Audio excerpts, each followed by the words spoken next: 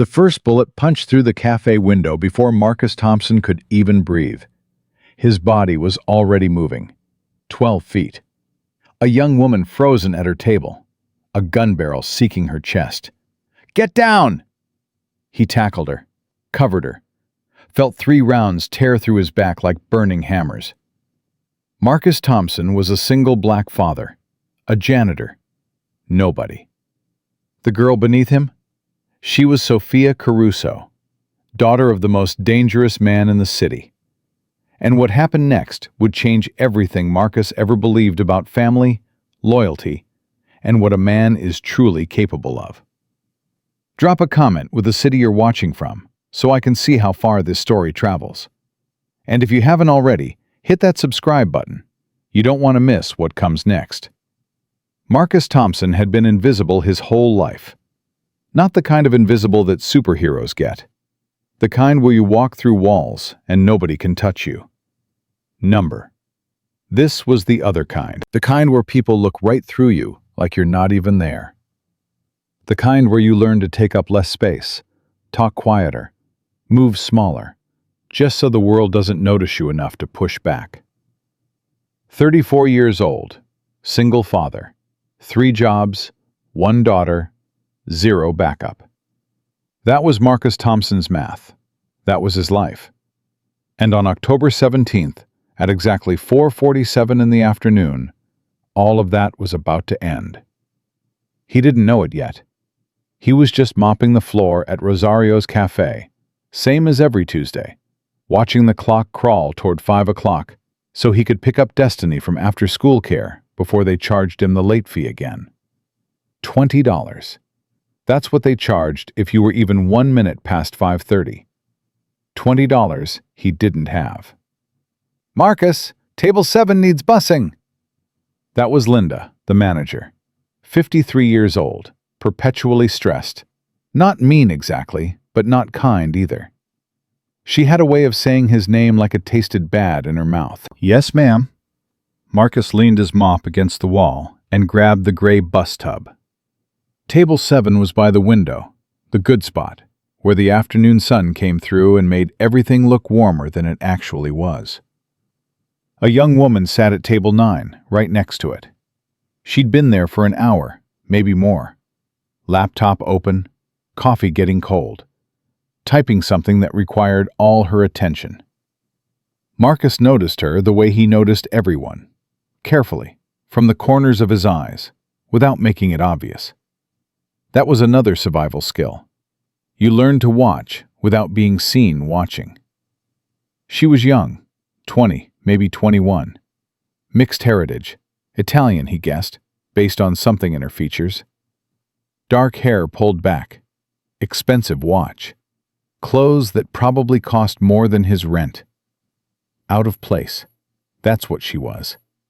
Rosario's cafe wasn't the kind of spot where girls with designer bags came to work on their laptops.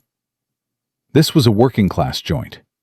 Cops on lunch breaks, nurses grabbing coffee between shifts, old men arguing about baseball.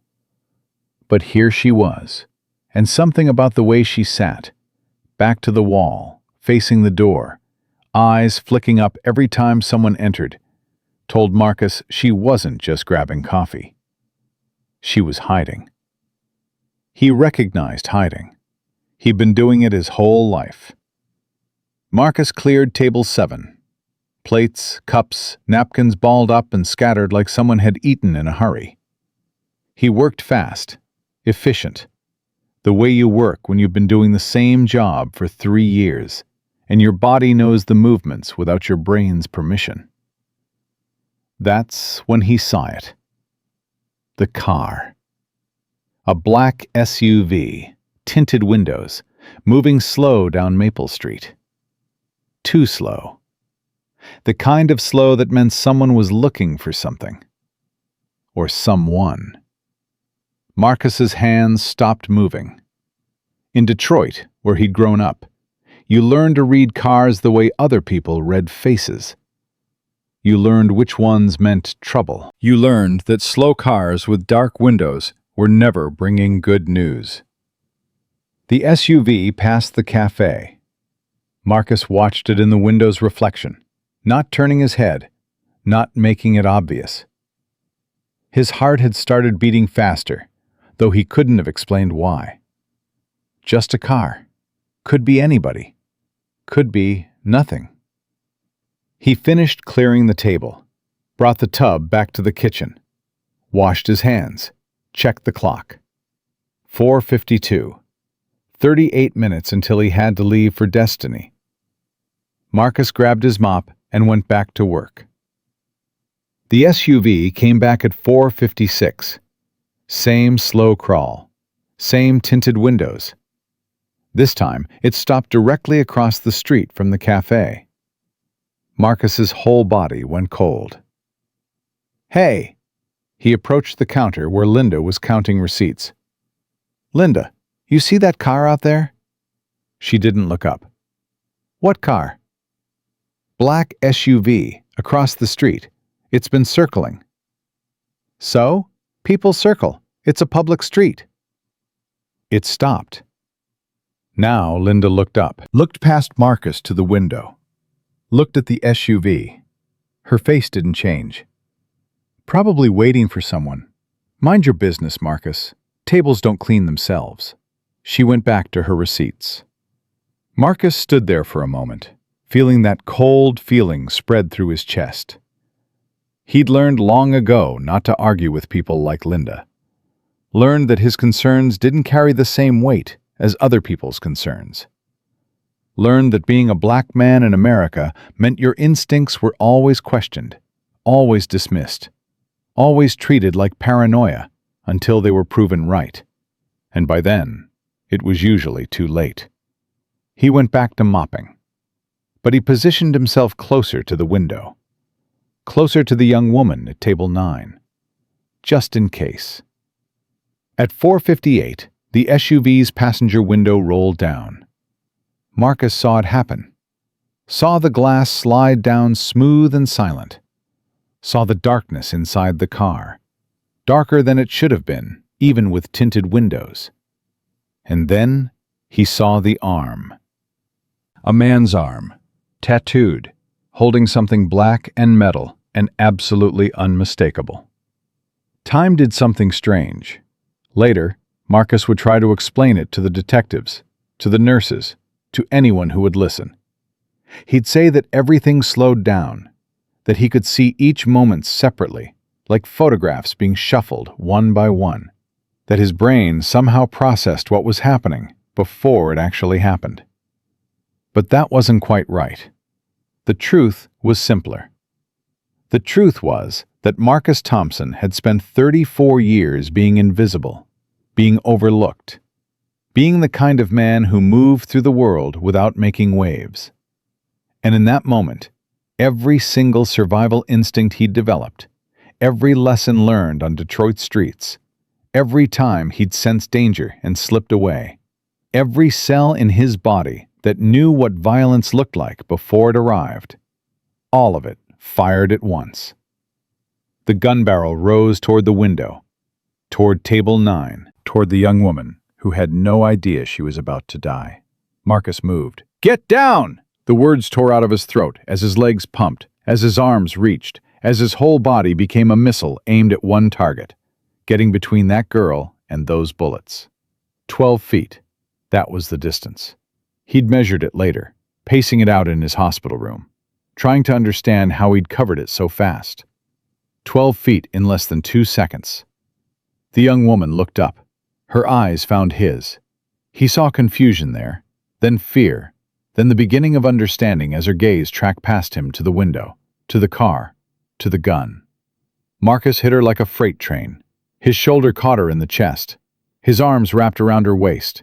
His momentum carried them both backward, the chair toppling, their bodies crashing to the floor in a tangle of limbs and terror. He twisted as they fell, made sure his back was to the window, made sure his body covered hers completely. The first bullet came through the glass a quarter second later. Then the second. Then the third. Then everything was sound and fury and the world tearing itself apart. Marcus felt each impact, felt the bullets punch through his back like fists made of fire. one below his left shoulder blade, one near his spine, one lower in the meat of his side. His body jerked with each hit. His lungs forgot how to work. His vision went white at the edges. But he didn't move, didn't roll away, didn't try to save himself. He just held on.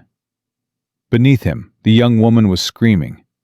He could feel it more than hear it, her chest vibrating against his, her voice lost in the thunder of gunfire and shattering glass. More bullets came. He lost count. The cafe was exploding around them, wood splintering, glass raining down, people screaming, tables overturning. And then, just as suddenly as it started, it stopped. Silence. Not real silence. There were car alarms and distant screams and the wet bubbling sound that Marcus realized was coming from his own chest. But the guns had stopped. He tried to lift himself, tried to check if the girl was okay. His arms wouldn't work. His body had become something foreign, something that didn't respond to commands anymore. "Don't move," her voice, small and sharp, cutting through the chaos. Oh God, don't move. There's so much." "You okay?" Marcus heard himself ask. His voice sounded wrong, thick and wet. I'm fine, but you're shot. You're..." "Good." Marcus felt something like a smile try to form on his face. "Good. That's good." His vision was tunneling now, darkness creeping in from the edges. He could feel the blood soaking through his shirt, pooling beneath them both. His blood, coming from holes that shouldn't be there. "Why?" The girl was crying now. He could feel her tears on his face. "Why did you do that? You don't even know me. Why would you..." "Saw the gun," Marcus mumbled. Speaking was getting harder. Breathing was getting harder. Everything was getting harder. Couldn't just watch. "You're crazy. You're absolutely crazy. She was fumbling for something. Her phone. He heard her dial, heard her voice change, going cold and controlled despite the tears. "Code Red. Rosario's Cafe on Maple. They found me." A pause. "I'm not hit, but the man who saved me... Dad, he's dying. He took the bullets. All of them. He..." Marcus tried to hear more, but the darkness was winning now. His body felt heavy, impossibly heavy, like he was sinking into the floor. Destiny. The thought came through the fog, sharp, desperate. Destiny. Who's going to pick up Destiny? Who's going to take care of my baby girl? "Stay with me." The girl's voice, somewhere far away. Please stay with me." Marcus wanted to tell her about Destiny, wanted to give her a number to call, someone to contact, anyone who could make sure his daughter wasn't left alone. But his mouth wasn't working anymore. Nothing was working anymore. The last thing he heard before the darkness took him was the sound of motorcycle engines. Lots of them. Getting louder, getting closer. And the girl's voice, fierce and desperate. "You hear that? That's my family coming.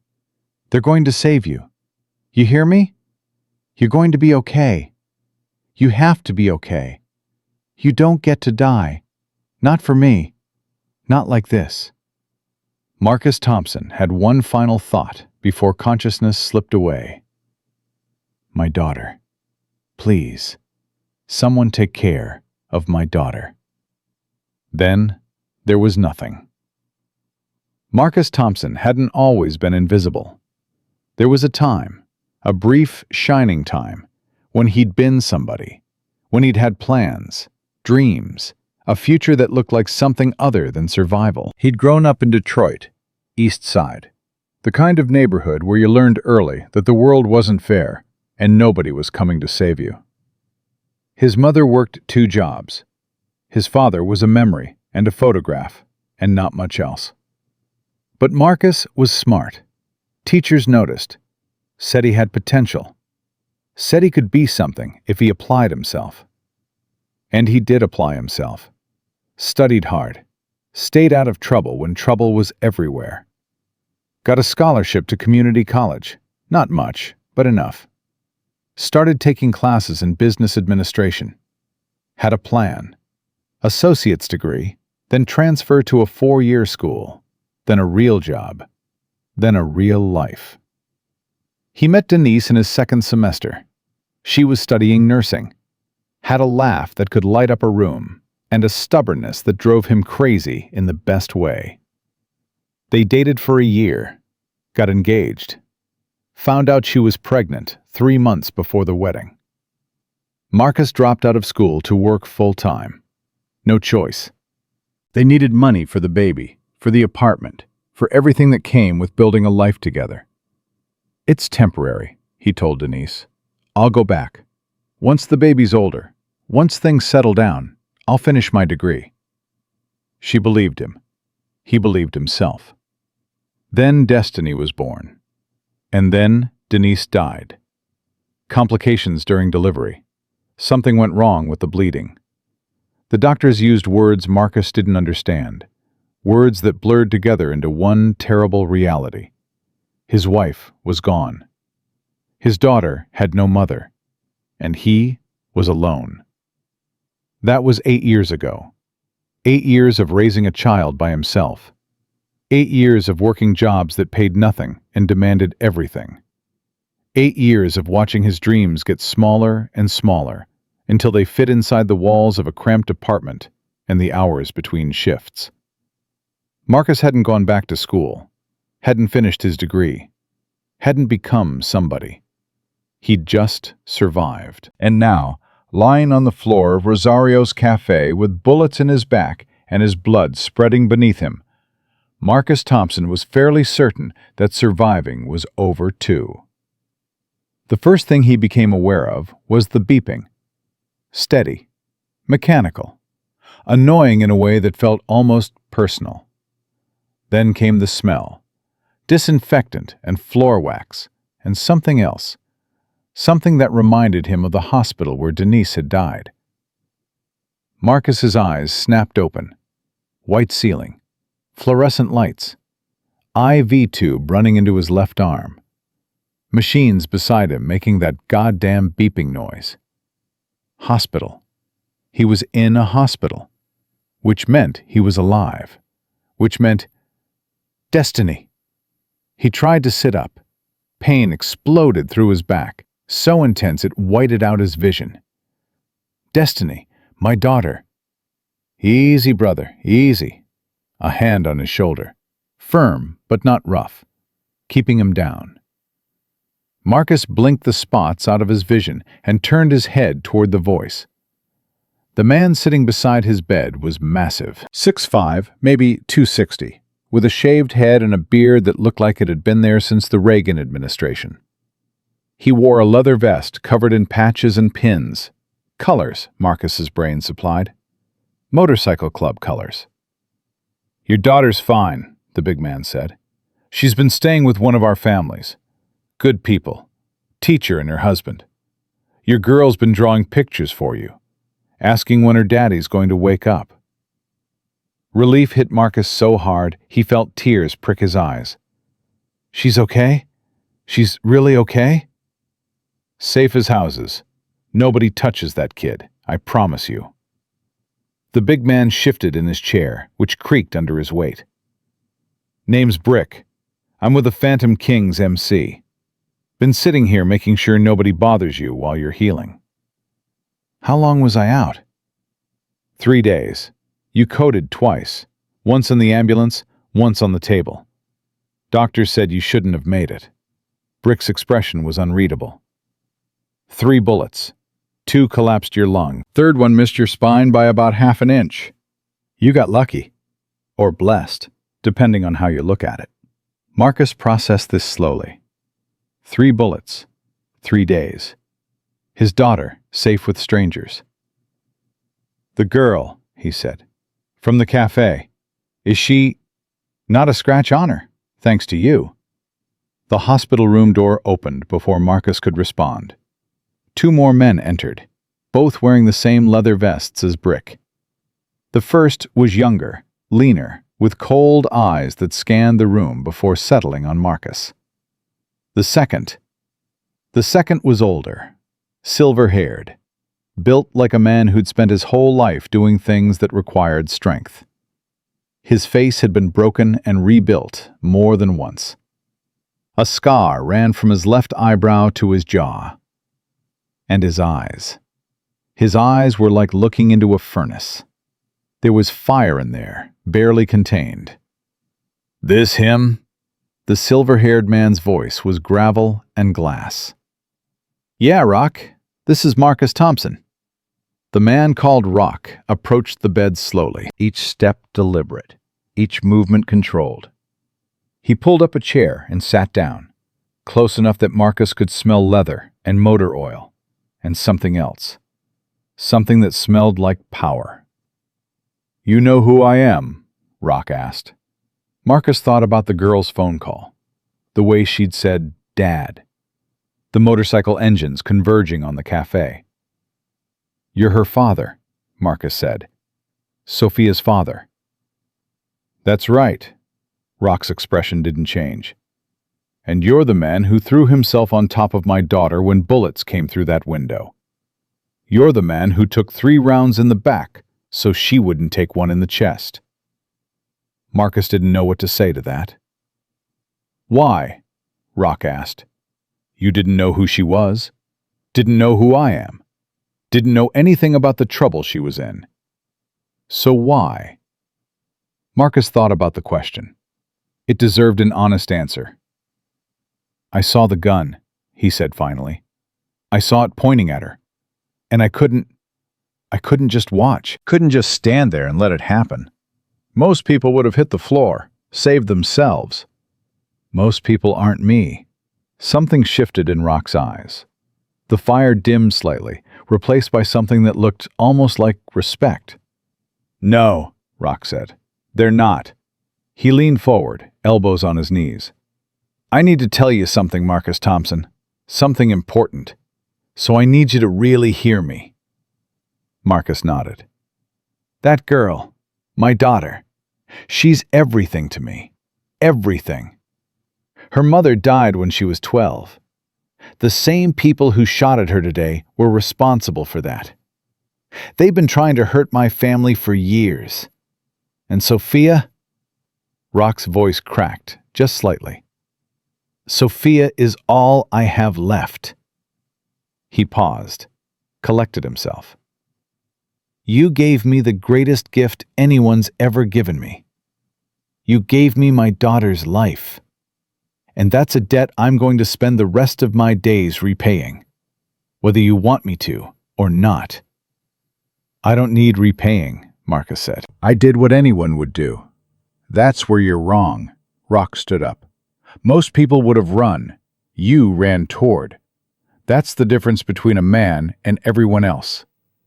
He looked at Brick. "His grandmother?" "Daughter," Brick corrected. "Single father, 8 years old. Name's Destiny." Rock's eyebrows rose slightly. "Single father?" "Wife died in childbirth." Something changed in Rock's expression. The furnace cooled. The hardness softened, just enough to be visible. "Raising a daughter alone," Rock said quietly. "I know something about that." He looked at Marcus with new eyes. "How are you managing, financially?" Marcus wanted to lie, wanted to protect his pride, what little of it remained. But 3 bullets and 3 days of unconsciousness had stripped away his ability to pretend. "I work 3 jobs," he said. "It's still not enough. It's never enough." Rock nodded slowly. Then he looked at Brick again. "The bills?" "Already handled. Hospital, everything. Paid in full." Marcus's heart lurched. I can't accept that. I can't pay you back. I don't have..." "You're not paying back shit." Rock's voice left no room for argument. "I told you. This is a debt I owe you. The least I can do is make sure you don't go bankrupt for saving my daughter's life." Before Marcus could argue, the door opened again, and Sophia walked in. She looked different from the cafe. No laptop, no designer clothes. Just jeans and an oversized sweatshirt that probably belonged to someone twice her size. Her hair was loose, falling around her face. Her eyes were red-rimmed, like she'd been crying recently. She was carrying a stack of papers covered in crayon drawings. "From Destiny," Sophia said quietly. "She wanted you to have these when you woke up." Marcus took the papers with trembling hands. The top one showed two figures, a big one and a small one, holding hands under a yellow sun. "Daddy and me" was written across the top in careful 8-year-old letters. The tears came then. Marcus couldn't stop them, didn't even try. His daughter was safe. He was alive. And somehow, impossibly, people he'd never met were taking care of everything. "Thank you," he managed. "Thank you. All of you." Rock put a hand on his shoulder. "Welcome to the family, Marcus Thompson, whether you wanted it or not." And standing there in that hospital room, surrounded by bikers and tears and crayon drawings, Marcus Thompson realized something. For the first time in 34 years, he wasn't invisible. For the first time in his life, someone had seen him. And everything was about to change. The hospital kept Marcus for another 4 days. 4 days of nurses checking his vitals every few hours. 4 days of doctors poking at his wounds and making notes on clipboards. 4 days of physical therapists helping him sit up, stand up, take steps that felt like walking through concrete. But mostly, 4 days of visitors. Brick was there every morning. The big man would show up around 7 with coffee and a newspaper, settle into the chair by Marcus's bed and just be there. He didn't talk much. Didn't need to. His presence was enough, a wall of muscle and leather between Marcus and whatever might come through that door. "You don't have to do this," Marcus said on the second day. "Sit here all day? I'm sure you've got better things to do." Brick looked up from his newspaper. "Rock told me to keep you safe, so I'm keeping you safe." "Safe from what? I'm in a hospital." "The people who shot you are still out there." Brick's voice was matter-of-fact. "Until they're not, you've got protection. That's not negotiable." Marcus let it go. He was learning that arguing with the Phantom Kings was like arguing with the weather. Pointless. Sophia came every afternoon. She'd slip through the door around 2 o'clock, usually carrying something: books, magazines, food from restaurants Marcus had never heard of. She'd sit in the chair on the other side of his bed and stay until dinner time, sometimes talking, sometimes just keeping him company while he dozed. On the third day, she brought Destiny. Marcus heard his daughter before he saw her, that high, excited voice echoing down the hospital corridor. "Daddy! Daddy, where's my daddy?" Then she was there, bursting through the door like a small hurricane, and Marcus forgot about the pain in his back, forgot about the tubes and machines, forgot about everything except opening his arms. "Baby girl." Destiny launched herself onto the bed.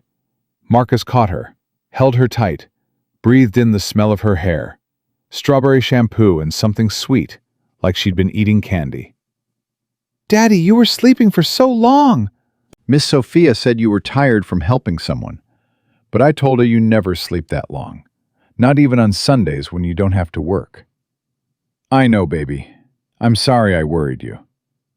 "Are you still tired? Because Miss Sophia's friend, the big one with the beard, he said I could draw pictures for you, and maybe that would help you feel better. Did you see my pictures? Did you like them?" "I loved them." Marcus's voice was thick. "Every single one." Destiny pulled back just enough to look at his face. Her eyes, Denise's eyes, that same warm brown. studied him with 8-year-old intensity. "You have tubes in your arm," she observed. "I do." "Does it hurt?" "A little, but I'm getting better." "Promise?" Marcus kissed her forehead. "I promise." Sophia stood in the doorway, watching them with an expression Marcus couldn't quite read. When Destiny finally climbed down from the bed to show him a new drawing she'd made that morning, Sophia stepped closer. "She's been asking about you constantly," Sophia said quietly. "Every morning, every night. When is Daddy coming home? Can I see Daddy today? Is Daddy okay?" "Who's been taking care of her?" "Maria. She's married to one of our guys, Torch. She used to be a teacher before she had kids of her own. Destiny's been staying with them." Marcus felt a knot in his chest. Strangers taking care of his daughter. Good strangers, apparently, but still. "I need to thank her, Maria, for everything." "You can thank her when you get out. She's already planning a welcome home dinner." Sophia paused. "She really is good people, Marcus. Destiny's been safe, happy even. Maria taught her how to make cookies yesterday." "Cookies?" Destiny's head popped up. "Miss Maria's cookies are so good, Daddy. She puts chocolate chips in them, and also these little candy pieces, and they're all gooey in the middle. Can we make cookies when you come home?" "Sure, baby girl. We can make cookies." Destiny went back to her drawing, humming something under her breath. Marcus watched her for a moment, then looked at Sophia. "Why are you doing all this?" Sophia tilted her head. "All what?" "This. The hospital bills, the protection, taking care of my daughter. You don't owe me anything." "Are you serious?" Sophia's voice sharpened. "You took 3 bullets for me. 3 bullets. You don't even know me, and you almost died protecting me. How is that not worth something?"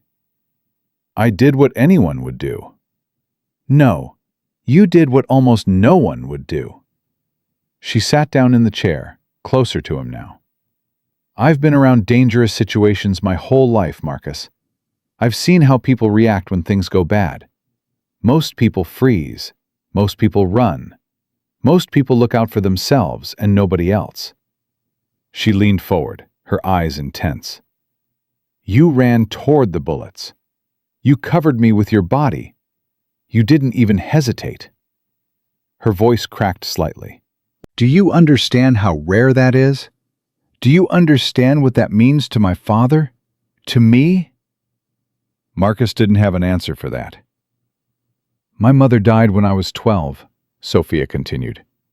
"The same people who tried to kill me, the Iron Serpents, they killed her. Made it look like an accident, but we knew. We always knew." She swallowed hard. "My father has spent the last 8 years trying to protect me from them. Moved me to different cities, different schools, changed my name, my identity, everything. And they still found me." "At the cafe." "At the cafe. I was supposed to be safe there. Nobody was supposed to know where I was." Sophia's hands clenched in her lap. "But someone talked. Someone leaked my location. And if you hadn't been there—" She didn't finish the sentence. She didn't have to. "Your father," Marcus said slowly. "He's in a motorcycle club.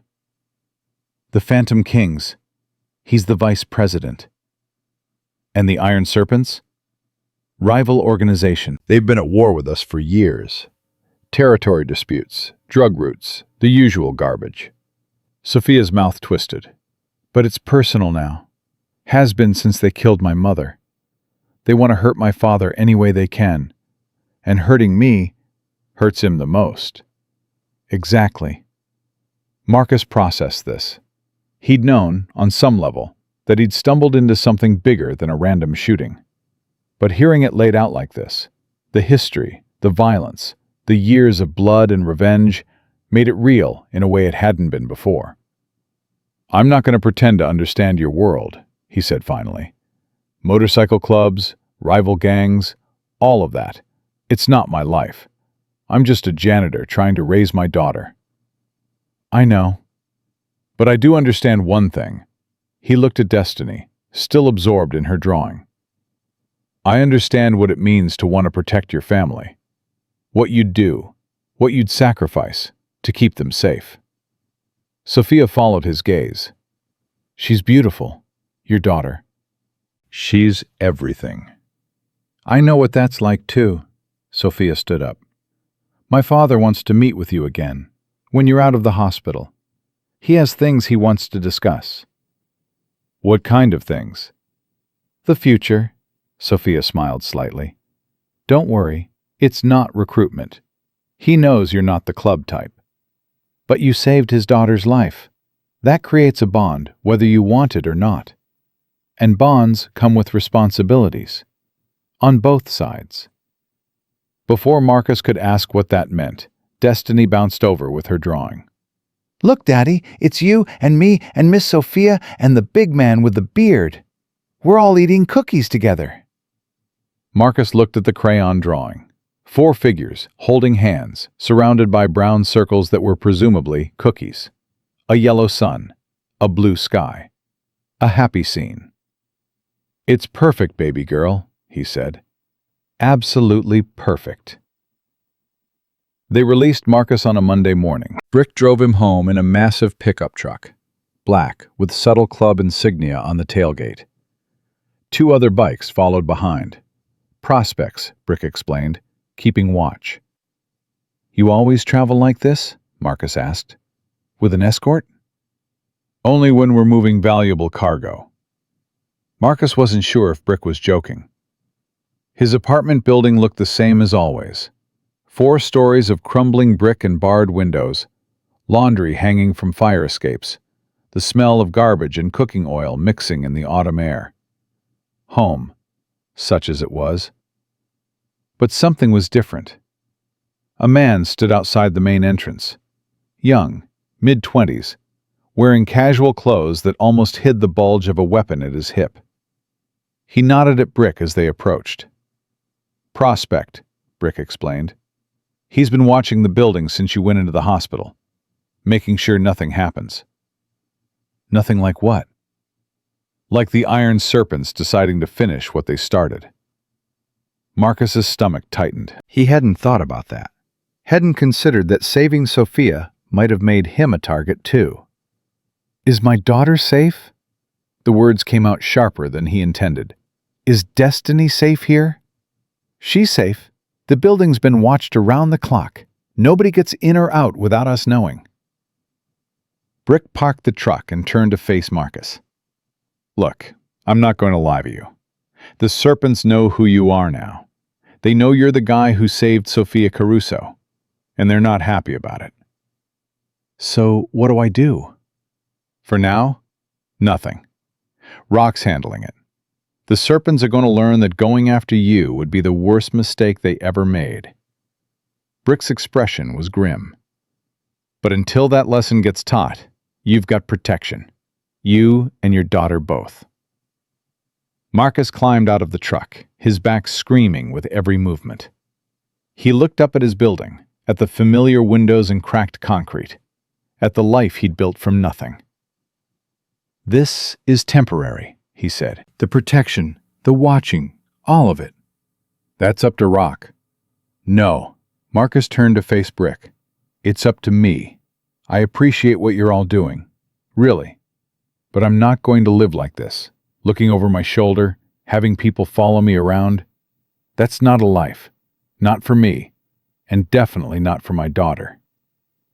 Brick studied him for a long moment. Then he nodded slowly. I respect that. But talk to Rock before you make any decisions. He's got things in motion. Things that might change the situation. What kind of things? Brick didn't answer. He just reached into the truck and pulled out a cell phone. New, expensive, nothing like the cracked flip phone Marcus had been using for years. Gift from the club. My number's in there, along with Rock's and a few others. Something happens, anything at all. You call. Day or night. Understand? Marcus took the phone, It felt heavy in his hand. "Brick, thank you for everything." "Don't thank me yet." Brick climbed back into the truck. "This is just the beginning." Destiny was waiting in the apartment with Maria, a warm-faced woman in her 40s who hugged Marcus like they were old friends. "You're up! You're walking! Look at you!" Maria held him at arm's length, examining him with a mother's critical eye. "Too thin. They don't feed you enough in hospitals. I'll bring food tomorrow. Lasagna. You like lasagna?" "Ma'am, you really don't have to." "Nonsense. You're family now." Maria patted his cheek. "And family eats lasagna." She left with another hug and a promise to return with enough food to feed an army. Marcus stood in the middle of his small living room, slightly overwhelmed. "Daddy!" Destiny grabbed his hand and tugged him toward her room. "Come see! Miss Maria helped me clean everything, and she put up new curtains, and there's a surprise." The surprise turned out to be a bookshelf filled with new books. Children's books, chapter books, educational books about science and history. More books than Marcus could have afforded in a year. "Miss Maria said every girl needs a library," Destiny explained, running her fingers along the spines. "And she said I was such a good reader that I needed lots of books to practice with. Can we read one tonight, Daddy? Can we?" Marcus sank down onto his daughter's bed, his back throbbing, his heart full. "Yeah, baby girl. We can read one tonight." Later, after Destiny was asleep, Marcus sat alone in his living room. The apartment was quiet. The building was quiet. Outside, he could hear the distant sounds of the city. Traffic, sirens, dogs barking. But inside, there was only silence. He looked at the new phone in his hand, at the bookshelf visible through Destiny's half-open door, at the lasagna Maria had delivered despite his protests, sitting in his refrigerator next to empty shelves that now seemed less empty. His whole life, Marcus had been alone, had relied only on himself, had never expected help from anyone because help never came. But now, his phone buzzed, a text message. "Rock. Tomorrow, 2 p.m., the clubhouse. Brick will pick you up. We need to talk about what comes next." Marcus stared at the message for a long time. Then he typed back, "I'll be there." The Phantom King's clubhouse was not what Marcus expected. He'd imagined something seedy, dark, dangerous, the kind of place you saw in movies, full of rough men doing rough things. Instead, Brick pulled up to a converted warehouse on 5 acres of fenced land. Motorcycles lined the parking lot, dozens of them, gleaming chrome and polished paint. But there were also pickup trucks, minivans, a playground visible in the back, where children were running and laughing. "This is it?" Marcus asked. "This is home." Brick killed the engine. "Come on, Rock's waiting." They walked through the main entrance into a large open space, a bar along one wall, pool tables, a seating area with leather couches, and a massive TV. Men in leather vests everywhere, some drinking, some talking, some playing cards. Every single one of them looked at Marcus as he entered. "Brothers," Brick said, his voice carrying, "this is Marcus Thompson, the man who saved Sophia." The response was immediate. Men stood up, nodded. A few approached to shake Marcus's hand. "Good to meet you, brother. Hell of a thing you did. We owe you." Marcus shook hands and accepted the praise, uncomfortable with the attention, but understanding somehow that this was important, that these men were welcoming him in their own way. Rock appeared from a back room. He looked different from the hospital, more at ease, more in command. This was his territory. "Marcus, good. Come with me." They walked into a smaller room, an office from the look of it. Desk, chairs, filing cabinets. A window overlooking the back lot where children played. Rock closed the door and gestured to a chair. "Sit, please." Marcus sat. His back thanked him. "How are you feeling?" Rock asked, settling behind the desk. "Better. Still hurts, but better." "That'll take time. Bullet wounds always do." Rock's eyes studied Marcus with that same furnace intensity. "I need to tell you some things about the situation you found yourself in." "I'm listening." "The men who shot at Sophia, they were iron serpents. Low-level soldiers following orders from a man named Vance Moretti. They call him the Viper." Rock's jaw tightened. "Vance and I have history. He's the one who killed my wife." "Sophia told me." "Then she told you this is personal, for both sides." Rock leaned forward. "When you saved my daughter, you became part of this story, Marcus, whether you wanted to or not. The serpents know your name now. They know where you live. They know about destiny." Marcus's blood went cold. "If they touch my daughter..." "They won't." "That's what I'm trying to tell you." Rock held up a hand. "We've been working on this since the shooting, gathering intelligence, finding weaknesses. The serpents thought they could hit my family and walk away. They were wrong." "What did you do?" Rock's smile was cold. "We dismantled them. Every stash house, every safe location, every piece of their operation. Gone. The men who shot at Sophia are in federal custody, facing 20 years minimum. And Vance Moretti?" He paused. "Vance is no longer a problem." Marcus understood what wasn't being said. He understood, and he found that he didn't care. These people had tried to kill Sophia, had shot him, had threatened his daughter. "So it's over?" he asked. "The immediate threat is neutralized. The serpents are broken. It'll take them years to rebuild, if they ever do." Rock sat back. "But that doesn't mean you're completely safe. In our world, memories are long. Grudges last generations. Someone might decide, years from now, that they want revenge for what happened here." "So what are you saying?" "I'm saying that you're under our protection now, permanently. Not because you asked for it, but because you earned it." Rock's voice was firm. "You saved my daughter's life. That debt doesn't expire. As long as there's a phantom king drawing breath, you and destiny will be protected." Marcus sat with that for a moment. Protection. Permanent protection. For him and his daughter.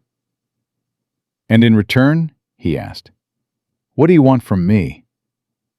Rock laughed. Actually laughed.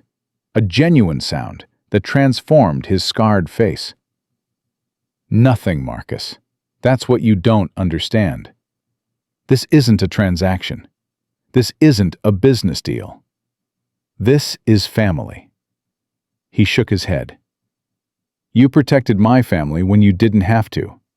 Now I protect yours. That's how this works. I'm not joining your club. I'm not asking you to. You've got a daughter to raise, a life to live. The last thing I want is to drag you into our world." Rock stood up and walked to the window. "But there are things we can do. Things that don't require you to wear a patch or ride a bike." "Like what?" "Like making sure you never have to work 3 jobs again.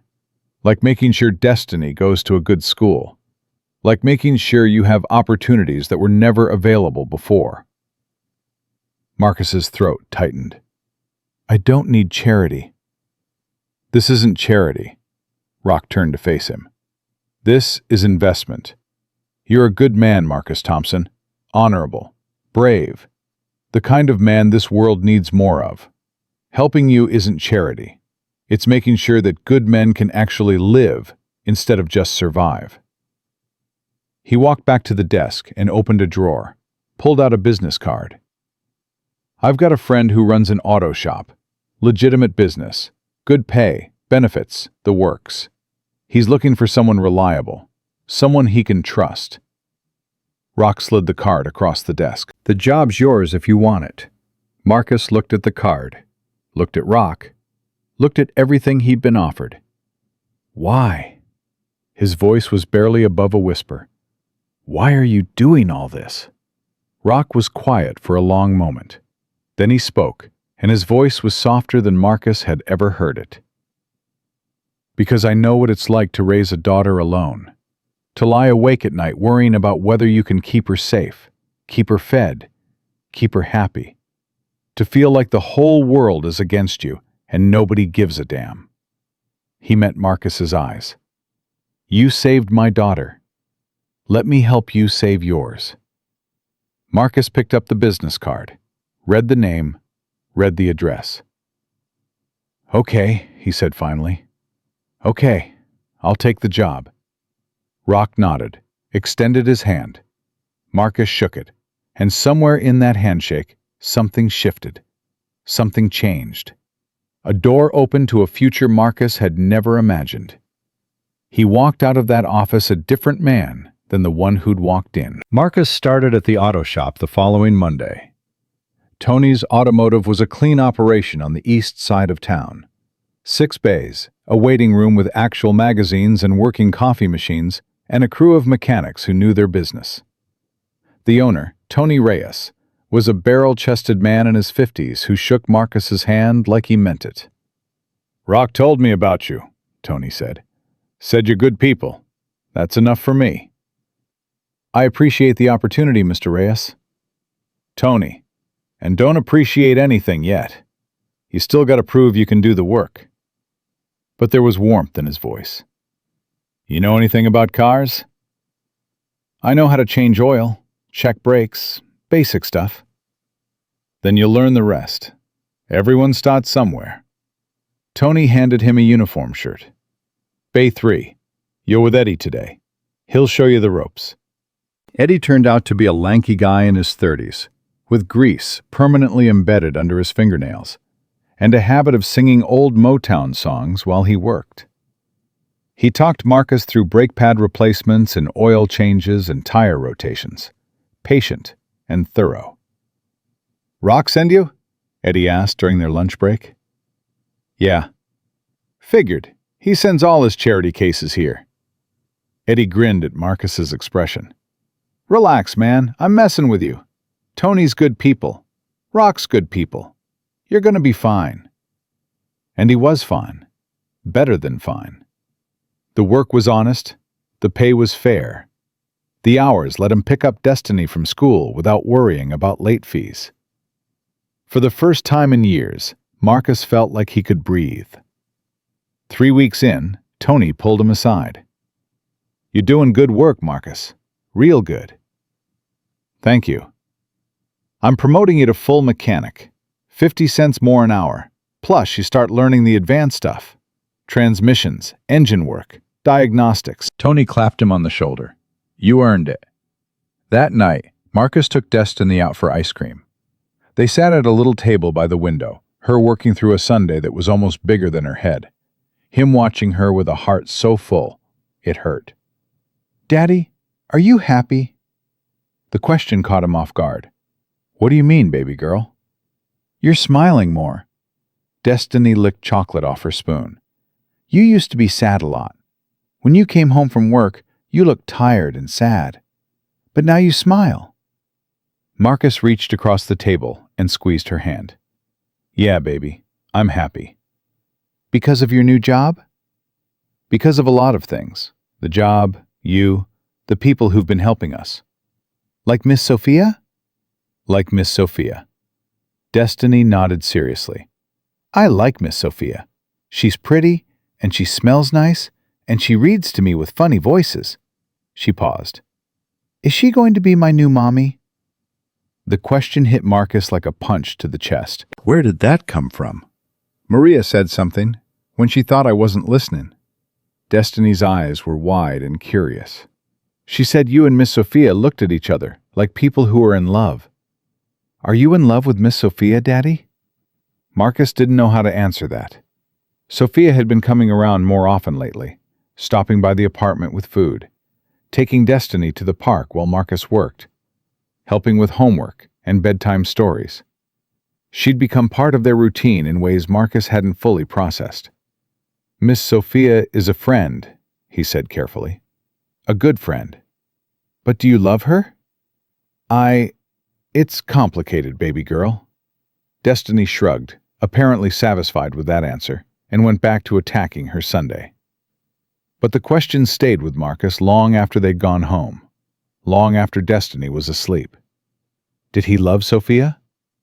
He didn't know. He knew he looked forward to seeing her, knew that his chest felt lighter when she walked into a room, knew that watching her with Destiny made him feel things he hadn't felt since Denise died. But love was a big word, a dangerous word. And Marcus had learned a long time ago not to want things he couldn't have. Sophia called the next morning. "My father wants to see you. Can you come by the clubhouse tonight?" "Is everything okay?" "Everything's fine. He just wants to talk." A pause. "I'll be there too. We can have dinner after if you want. Destiny, too." "She'd like that. She's been asking about you." "Yeah?" Sophia's voice warmed. "What's she been asking?" Marcus almost told her, almost said the words, "My daughter wants to know if you're going to be her new mommy." But he chickened out at the last second. "She wants you to read more books with the funny voices." Sophia laughed. "I can do that. 7 o'clock?" 7 o'clock. The clubhouse was busy when Marcus arrived. Bikes lined up outside, brothers moving with purpose, an energy in the air that felt different from his previous visits. Brick met him at the door. "Rock's in back. Come on." "What's going on?" "Club business." Brick's face was unreadable. "Nothing you need to worry about." But Marcus worried anyway. He'd been around long enough now to recognize when something was wrong. The tight expressions, the quiet conversations that stopped when he walked by, the way hands kept drifting toward concealed weapons. Rock was in his office, standing by the window. He turned when Marcus entered. "Close the door." Marcus did. "What's happening?" "Sit down." "Rock, what's happening?" Rock was quiet for a long moment. Then he walked to his desk and sat down heavily, like he'd aged 10 years since their last meeting. "The serpents are moving again." Marcus's blood went cold. "I thought you said they were finished." "I said they were broken. Broken isn't finished." Rock rubbed his face with both hands. Vance Moretti had a brother. Younger, stupid, but ambitious. He's been putting the pieces back together, recruiting, rebuilding. "How long have you known?" "A few days. We've been watching, trying to figure out his play."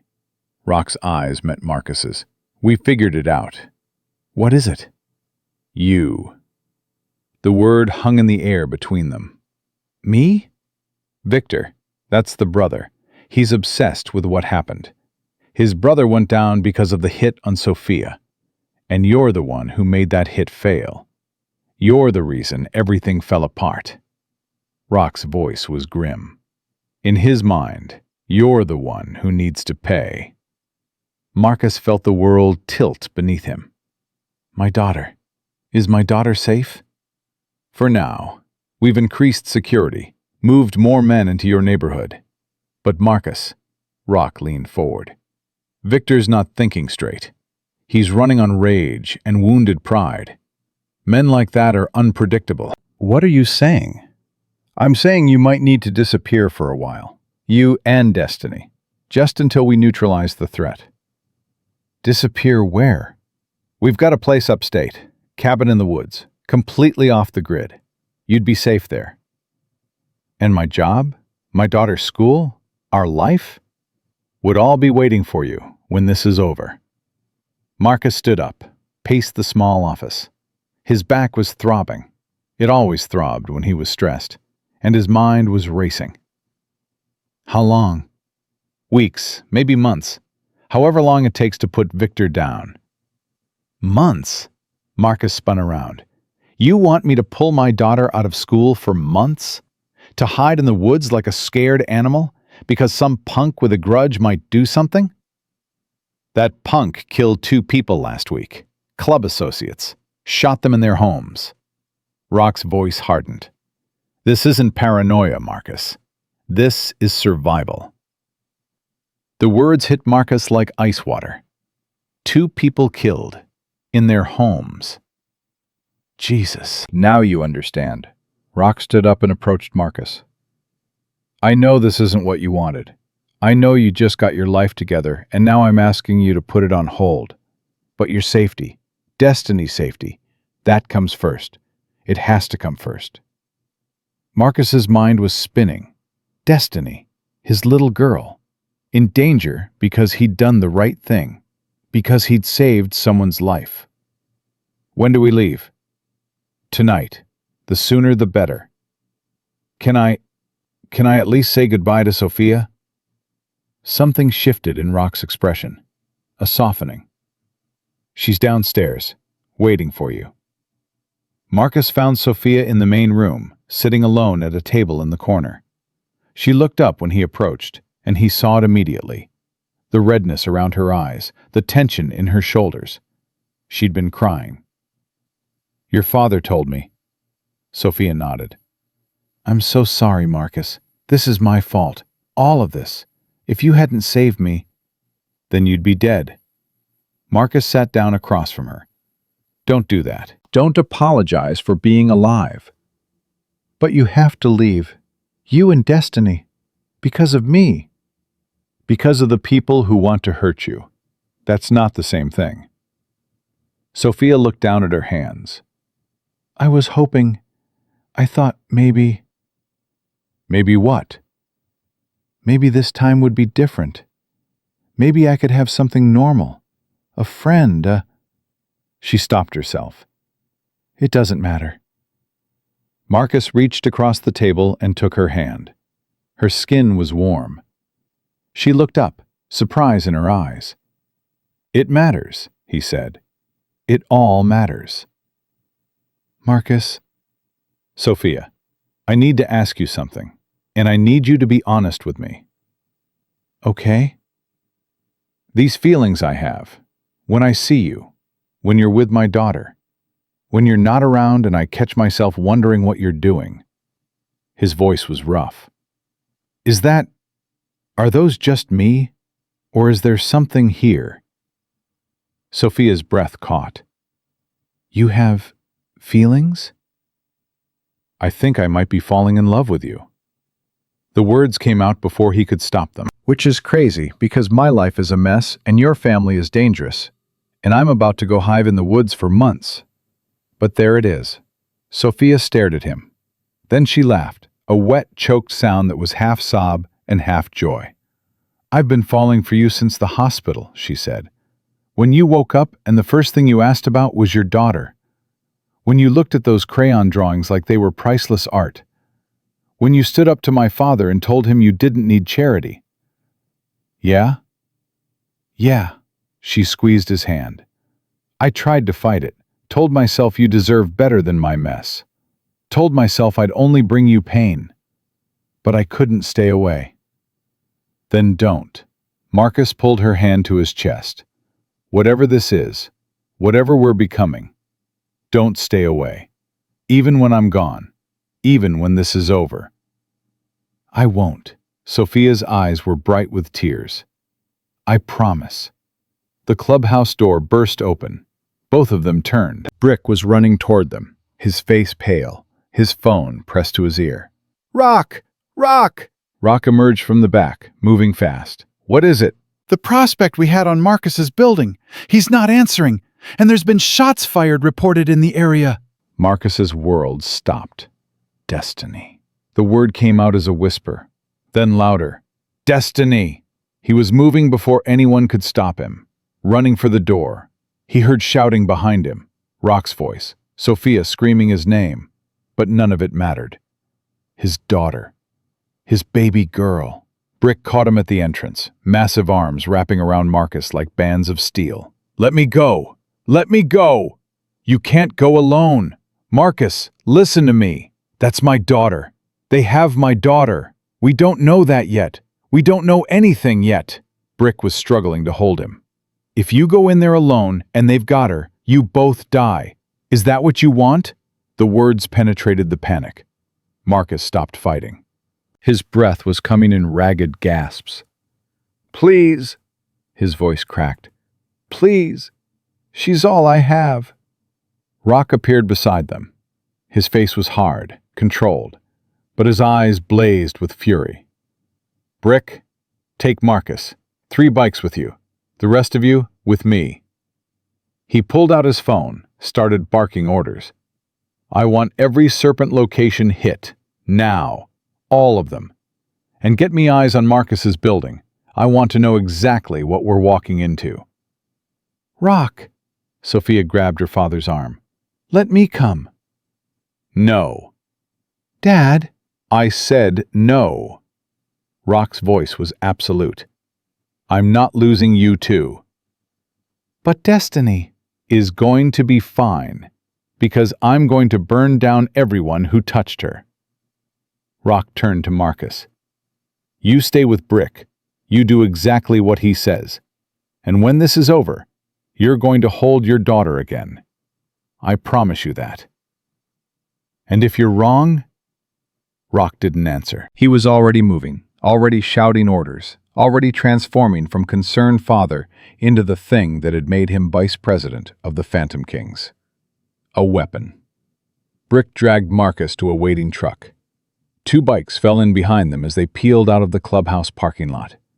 Marcus sat in the passenger seat, his whole body shaking, his mind conjuring every nightmare scenario possible. His phone rang. Unknown number. He answered with trembling hands. Hello? A man's voice. Cold. Unfamiliar. Marcus Thompson? Who is this? You know who this is, or you can guess. A laugh. Your little girl is very pretty. She's crying, but that's understandable. She wants her daddy. Marcus's vision went red. If you touch her, you'll what? Throw yourself on some more bullets? The voice hardened. My brother is dead because of you. Everything we built is gone because of you. So now I'm going to take everything from you, starting with her. Please, Marcus was begging now. He didn't care. Please, she's just a child. She has nothing to do with this. She has everything to do with this. She's your weakness, your pressure point. A pause. But I'm not unreasonable. I'll give you a choice. What choice? Your life for hers. You come to me, alone, and I let her go. Simple trade. A father's life for his daughter's. Done. Marcus, no! Brick tried to grab the phone. Marcus twisted away. Where? The old mill on Route 9. 1 hour. Come alone. If I see a single Phantom King within a mile of this place, I slit her throat and dump her body in the river. The line went dead. Brick was staring at Marcus. You can't be serious. He has my daughter. And if you go there alone, you die. Then who takes care of Destiny? If I don't go, she dies. Marcus's voice broke. I don't have a choice, Brick. There is no choice. It's her life or mine, and that's not even a question. Rock won't allow it. Rock doesn't get a vote. Marcus met Brick's eyes. Stop the truck. Marcus, stop the truck! Brick stopped. They were on a side street, halfway between the clubhouse and Marcus's apartment. The bikes behind them slowed, confused. Give me the keys. I can't do that. Brick, I'm going to save my daughter. You can help me or you can try to stop me. But I promise you, nothing on this earth is going to keep me from walking into that mill. They stared at each other. 2 men. 2 fathers, Marcus realized. Brick had mentioned kids once, briefly. Brick reached into his pocket and pulled out a set of keys. Not the truck keys, different ones. There's a car in the lot behind us. Gray Honda. Plates are clean. He pressed the keys into Marcus's hand. You've got 45 minutes. That's how long I can stall Rock before he figures out what happened. Thank you. Don't thank me. Thank me when you come back alive. Brick's face was grim. You understand what you're walking into? You understand this is probably a trap? I understand. And you're going anyway. She's my daughter. Marcus opened the truck door. What would you do? Brick didn't answer. He didn't have to. Marcus found the Honda, got in, started driving. The old mill was 30 minutes away. 30 minutes to figure out a plan. 30 minutes to prepare himself for whatever was waiting. His phone rang again. Sophia this time.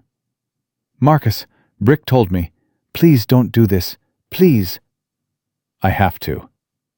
My father is mobilizing everyone. He can get Destiny back. You don't have to sacrifice yourself. Victor will kill her before Rock gets close. You know that. Marcus gripped the steering wheel. This is the only way. But I just found you.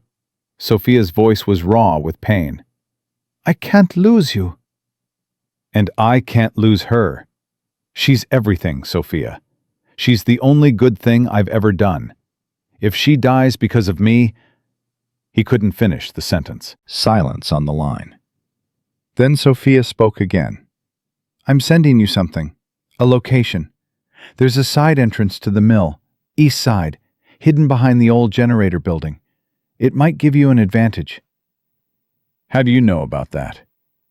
My father used that mill years ago. Before. I spent a lot of time there as a kid. A pause. Marcus, I love you. I need you to know that. The words hit him like a wave. I love you too. Then come back to me. Whatever you have to do in there, whatever it costs, come back to me. I'll try. He hung up, kept driving. 20 minutes later, he saw it. The mill, a hulking silhouette against the darkening sky, windows broken, walls crumbling. The kind of place where bad things happened and no one ever knew.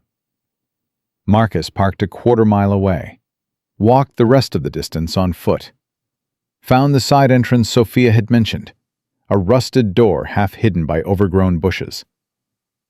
He could hear voices inside, men laughing, and somewhere, muffled, the sound of a child crying. Destiny. Marcus closed his eyes, thought about Denise, thought about all the promises he'd made her before she died. Take care of our girl, keep her safe, be the father she deserves. He'd kept those promises for 8 years. He wasn't stopping now. Marcus opened the door and walked into the darkness. The darkness swallowed him whole. Marcus moved through the side entrance, his heart hammering against his ribs, his eyes struggling to adjust. The air smelled of rust and rot, and something else. Oil, maybe, or gasoline. Industrial smells from a building that had been dead for years. Destiny's crying was louder now, closer. He followed the sound through a narrow corridor, stepping over debris, keeping his back to the wall. Every survival instinct he developed over 34 years was screaming at him to turn around, to run, to find another way. He kept moving. The corridor opened into a larger space, the main floor of the mill, from what Marcus could tell. Broken machinery cast strange shadows. Light filtered through gaps in the roof, just enough to see by. And in the center of it all, illuminated by a single work light, was Destiny. She was tied to a chair, duct tape over her mouth, tears streaming down her face. But alive. Alive and whole, and looking at Marcus with eyes so full of fear and hope that his heart cracked in half. "Gaddy!" The word was muffled by the tape, but Marcus heard it anyway. "I'm here, baby girl. I'm here." That's close enough. The voice came from behind him. Marcus froze. Footsteps approached. Then a man stepped into the light. Young, late 20s, with the same sharp features as Vance Moretti, but none of the control. Victor's eyes were wild, desperate. The eyes of someone who had nothing left to lose. Marcus Thompson. Victor circled around to face him, a pistol hanging loose in his hand. The hero. The man who ruined everything. "Let my daughter go." "I will. That was the deal, wasn't it? Your life for hers?" Victor smiled, but it didn't reach his eyes. "You actually came. I honestly didn't think you would." "You have what you want. I'm here. Let her go." "In a minute. First, I want to understand something." Victor stepped closer. "My brother, Vance. He was smart, careful. He spent months planning that hit. Every detail perfect. And then you, a janitor, a nobody. You throw yourself in front of the bullets and everything falls apart. I didn't know who she was." "I know. That's what makes it worse." Victor's voice rose. "If you'd been paid, if you'd been protecting her on purpose, I could accept that. But you just decided to be a hero. For no reason. For nothing." "For nothing?" Marcus's voice hardened. "I saved someone's life. That's not nothing." "It cost me everything," Victor was screaming now. "My brother is dead because of you. Our organization is destroyed because of you. I lost everything. My family, my future, all of it, because you couldn't just duck like a normal person." He pressed the gun against Marcus's forehead. "So now you lose everything too." Marcus didn't flinch, didn't look away. His eyes stayed locked on Victor's, even as he felt the cold metal against his skin. "You promised to let her go. And I will, after you're dead." Victor's finger tightened on the trigger. "Any last words?" "Yeah," Marcus's voice was steady. "You're making a mistake." "What? You think killing me ends this? You think Rock Caruso is just going to let you walk away after you murdered the man who saved his daughter?" Marcus shook his head slowly. "You're not getting out of this building alive, Victor. The only question is whether you take my daughter down with you. Rock isn't here." "You sure about that?" Something flickered in Victor's eyes. Doubt. Fear. "I had people watching. Nobody followed you." "Nobody you could see?" Marcus was bluffing. He had no idea if Rock was coming, if anyone was coming. But he could see Victor's confidence cracking. "Let my daughter go. Walk away. Maybe you survive this. Maybe." "You're lying." "Am I?" Victor's hand was shaking now. The gun barrel trembled against Marcus's forehead. "Shut up. Shut up!" "Daddy!" Destiny's voice, muffled, terrified, cut through the tension. Both men turned toward her. And in that moment of distraction, Marcus moved. He grabbed Victor's gun hand with both of his, forcing the barrel away from his face. The weapon discharged, the sound deafening in the enclosed space, but the bullet went wide, punching into machinery somewhere behind them. Victor was younger, but Marcus had desperation, had the fury of a father fighting for his child. He twisted the gun, felt Victor's grip loosen, and then they were both on the ground, struggling for control of the weapon. "Get off me!" Victor screamed. Marcus didn't respond, couldn't respond. Everything he was, everything he had, was focused on one thing: getting that gun. They rolled across the dirty floor. Victor got a knee into Marcus's stomach, driving the air out of him. Marcus lost his grip on the gun, gasping, his back screaming in protest. Victor scrambled to his feet, raised the weapon. "You stupid!" The side door exploded inward. Brick was the first through. moving faster than a man his size had any right to move.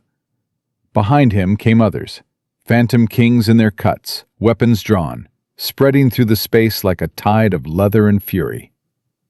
Victor spun toward the new threat, his gun tracked toward Brick. Marcus launched himself from the ground. He hit Victor from behind, just as the gun fired. They went down hard, Marcus on top, his hands finding Victor's throat. The gun skittered away across the floor. "You threatened my daughter."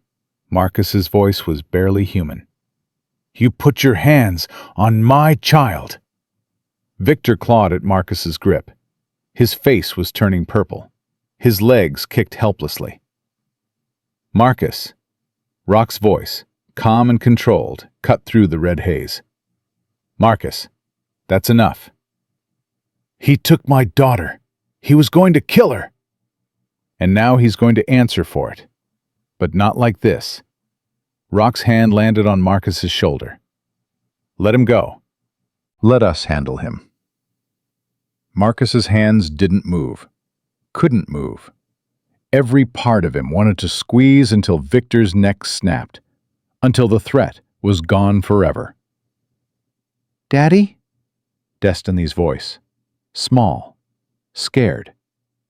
Marcus looked up, saw Brick cutting the ropes that bound her, peeling the tape from her mouth as gently as possible.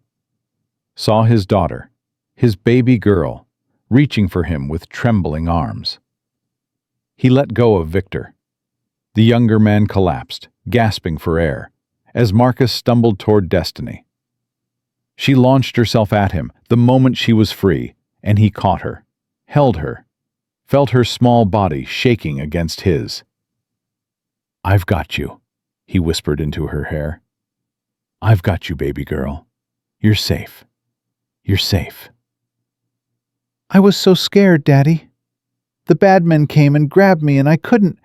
I tried to run, but they—" I know. But it's over now. It's over." Behind them, Rock was issuing orders. Men were securing Victor, searching the building, calling in reports. The machine of the Phantom Kings was in motion, cleaning up, controlling the situation. But Marcus didn't care about any of that. He just held his daughter and cried. They took Victor to the clubhouse. Marcus didn't ask what would happen to him. Didn't want to know. Some things were better left in the darkness where they belonged. What mattered was that Destiny was safe, that she was sitting beside him in the back of Brick's truck, her hand clutching his so tightly it hurt, her face still wet with tears, but her breathing slowly evening out. "Daddy?" "Yeah, baby girl?" "I knew you'd come." She looked up at him with those brown eyes, Denise's eyes, full of absolute trust. "I knew you'd find me." Marcus's throat closed up. "Always. I'll always find you." "Promise?" "I promise." She nodded, satisfied, and leaned her head against his arm. Within minutes, exhaustion took her, and she was asleep. Brick glanced at them in the rear-view mirror. "She okay?" "Scared, but she's tough." Marcus stroked his daughter's hair. "She's tougher than me." "I don't know about that. What you did back there, walking into that mill alone, no weapon, no backup, that was either the bravest or the stupidest thing I've ever seen." "Probably both." "Probably." But there was respect in Brick's voice. "You know Rock is going to want to talk to you about what comes next." "What comes next is I take my daughter home. I hold her until she falls asleep. I watch her breathe until morning." Marcus's voice was firm. "Everything else can wait." Fair enough. They drove in silence for a while. The adrenaline was fading now, leaving Marcus hollow and exhausted. His back was on fire. He'd probably torn something in the fight with Victor, and his hands were shaking from the after effects of nearly choking a man to death. He'd almost killed someone tonight. had wanted to kill someone, had felt the life draining out of Victor Moretti, and hadn't wanted to stop. Was that who he was now?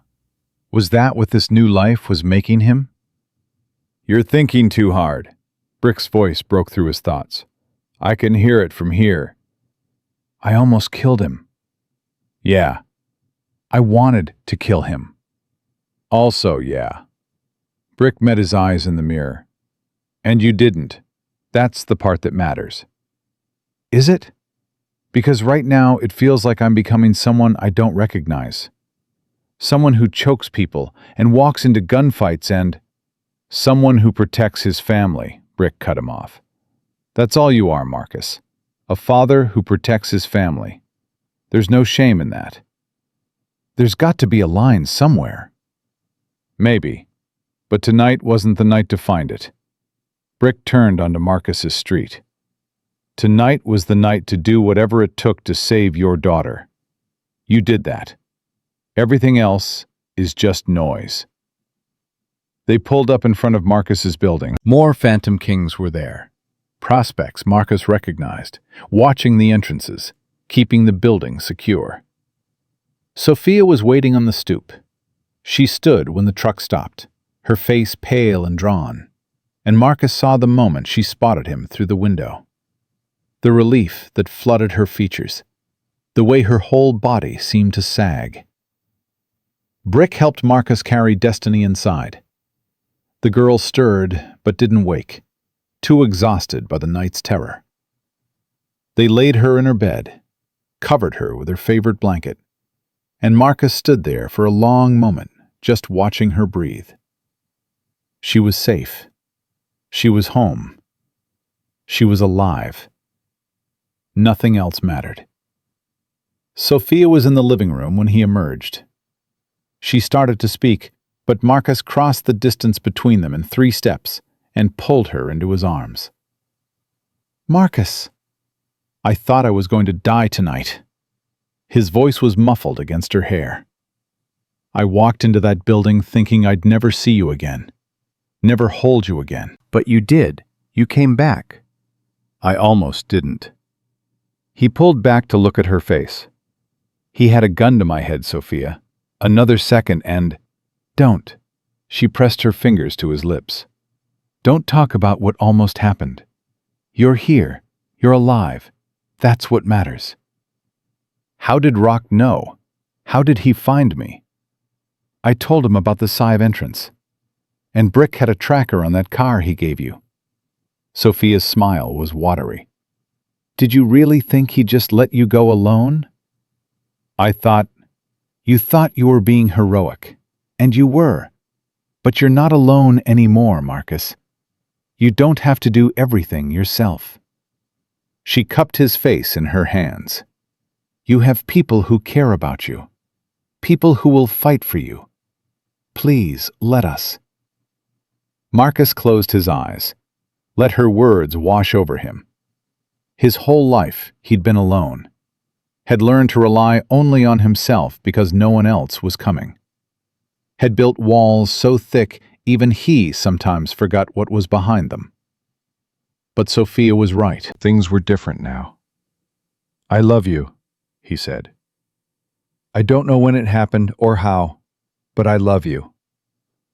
"I love you too." She kissed him, soft, gentle, full of promise. "Now let me take care of you, just for tonight. Let me be the strong one." Marcus let her lead him to the couch, let her bring him water and painkillers. Let her sit beside him while the shock slowly faded and his body remembered how to breathe. Outside, Phantom Kings kept watch. Inside, Marcus Thompson finally let himself rest. 3 days later, Rock called a meeting. Marcus arrived at the clubhouse to find the main room transformed, tables pushed to the sides, chairs arranged in a circle. Every patched member of the Phantom Kings present, their faces serious, their eyes on Marcus as he entered. "What is this?" Marcus asked Brick, who'd driven him. "Church, club business." Brick guided him to an empty chair. Just sit. Listen. Rock stood in the center of the circle. He looked different tonight. More formal. More presidential. The vice president insignia on his cut seemed to gleam under the lights. "Brothers," Rock began, his voice carrying through the room. "We are here tonight to address what happened 3 days ago. The kidnapping of Destiny Thompson, the attack by Victor Moretti, and the actions of Marcus Thompson in response." Marcus shifted uncomfortably. He didn't like being the center of attention. Didn't like the way everyone was looking at him. Most of you know the story by now. Victor took Marcus's daughter, used her as bait, planned to execute Marcus and then the child. Rock's jaw tightened. Marcus walked into that mill alone, no weapon, no backup, knowing he was probably walking to his death. Murmurs rippled through the assembled members. He walked in alone because he believed it was the only way to save his daughter. And he was right. Rock turned to face Marcus directly. If he'd waited for us, Victor would have killed that little girl. Marcus's sacrifice, his willingness to trade his life for hers, is the only reason Destiny Thompson is alive today. "Damn right," someone muttered. More voices joined in agreement. Rock held up his hand for silence. 6 weeks ago, Marcus Thompson was a stranger, a janitor who happened to be in the wrong place at the wrong time. He saw my daughter in danger, and without hesitation, without knowing who she was or what it might cost him, he threw himself between her and the bullets. Rock's voice cracked slightly. He saved my daughter's life. He took 3 rounds in the back doing it. And when the people responsible came for his family in revenge, he faced them alone rather than risk anyone else. Rock walked toward Marcus, stopped directly in front of him. Marcus Thompson is not a member of this club. He doesn't wear our colors. He didn't take our oaths, but he has more honor in his little finger than most men have in their entire bodies. He reached into his cut and pulled out something small, a coin, bronze, embossed with the Phantom King's skull and crown. This is a challenge coin, only given to those who have earned the club's eternal gratitude. Rock pressed it into Marcus's palm. Carry this, and any Phantom King, anywhere in the world, will treat you as a brother, will fight for you, will die for you. Marcus stared at the coin. It was warm from Rock's body heat, heavy in his hand. "I don't know what to say." "Say you'll accept it." Rock's eyes were bright. "Say you understand what it means." "What does it mean?" "It means your family. Not a member. You've got your own life, your own path, but family nonetheless. It means your enemies are our enemies. Your daughter is our daughter. Your future is tied to ours, whether you want it to be or not."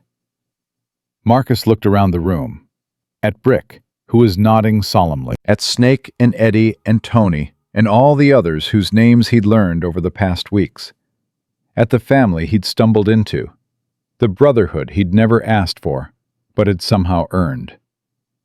"I accept it." The room erupted. Men stood, approached, shook his hand, slapped his back, gently, mindful of his wounds, welcomed him in their rough, genuine way. Through it all, Marcus clutched the coin like a lifeline. Later, after the crowd had dispersed and most of the brothers had gone home, Rock found Marcus sitting alone at the bar. "You're quiet." "Thinking." "About what?" Marcus turned the coin over in his fingers.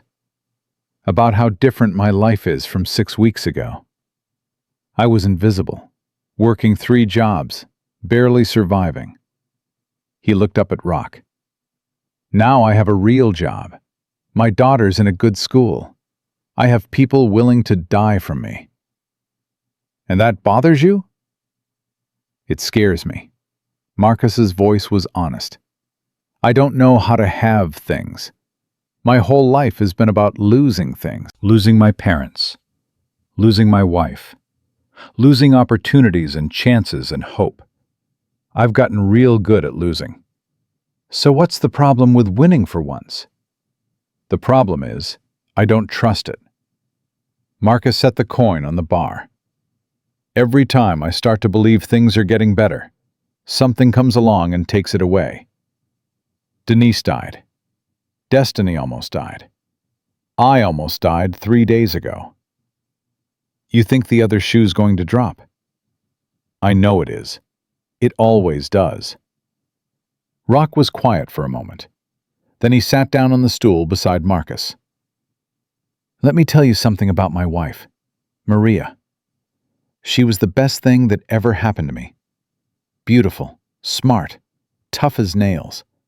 She could stare down a room full of bikers and make them all apologize for their language. His voice softened. When she died, I thought that was it. Thought the best part of my life was over. Spent years just going through the motions, raising Sophia, running the club, waiting for it to be over. What changed? Sophia, watching her grow up, seeing Maria in her eyes, her smile, her stubbornness. Rock smiled. I realized that losing Maria didn't mean losing everything. She left something behind, something good. He turned to face Marcus directly. You've lost a lot, more than most people. But you haven't lost destiny. You haven't lost the chance to build something. And now, he gestured around the clubhouse. Now you've got people who will make sure you don't lose anything else. You can't promise that. No, I can't. Bad things happen. People die. The world is brutal and unfair and doesn't give a damn about our plans. Rock picked up the coin and pressed it back into Marcus's hand. But you know what I've learned in 40 years of living this life? What? The only way to beat the darkness is to build something worth protecting. Family, brotherhood, love. Rock's eyes were fierce. You've got all three now. Stop waiting for them to be taken away and start fighting to keep them. Marcus looked at the coin, at the skull and crown that represented everything the Phantom Kings were and stood for. Then he looked at Rock, this scarred, dangerous, fiercely loyal man who had become something like a father figure in the space of a few weeks. Okay, Marcus said finally. Okay?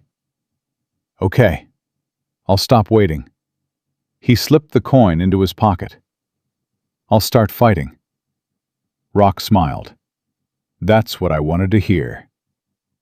They sat in comfortable silence for a while. Two fathers, two survivors, two men who understood what it meant to love someone enough to die for them. Finally, Rock stood up. Go home, Marcus. Hold your daughter. Call Sophia. He patted Marcus's shoulder. Start building that future. You've earned it. Marcus drove home slowly that night. The streets were quiet. The city was asleep. But inside his chest, something was waking up. Something that had been dormant for years, buried under grief and exhaustion and the endless struggle to survive. Hope. He parked outside his building, looked up at the window of his apartment, where a small light still burned. Destiny's nightlight. The one she insisted on keeping, even though she claimed she wasn't scared of the dark anymore. His phone buzzed. A text from Sophia. How did it go? Marcus smiled, typed back. Better than expected. Can you come over tomorrow? There's something I want to ask you. The response came immediately. Of course. Is everything okay? Everything's perfect. And for the first time in his life, Marcus Thompson meant it. Sophia arrived the next morning carrying coffee and pastries. Destiny answered the door before Marcus could get there, her face lighting up like Christmas had come early. Miss Sophia! Miss Sophia! Daddy said you were coming. I made you a picture. You did? Sophia crouched down to Destiny's level. Can I see it? It's drying.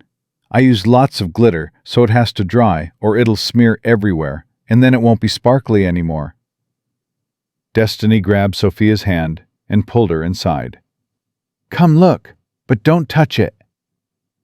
Marcus watched them from the kitchen doorway, his daughter leading this woman through their small apartment, chattering about glitter and glue and the importance of letting art dry properly. Sophia listening with genuine interest, asking questions, treating Destiny's 8-year-old concerns like they were the most important things in the world. This was what family looked like. Real family.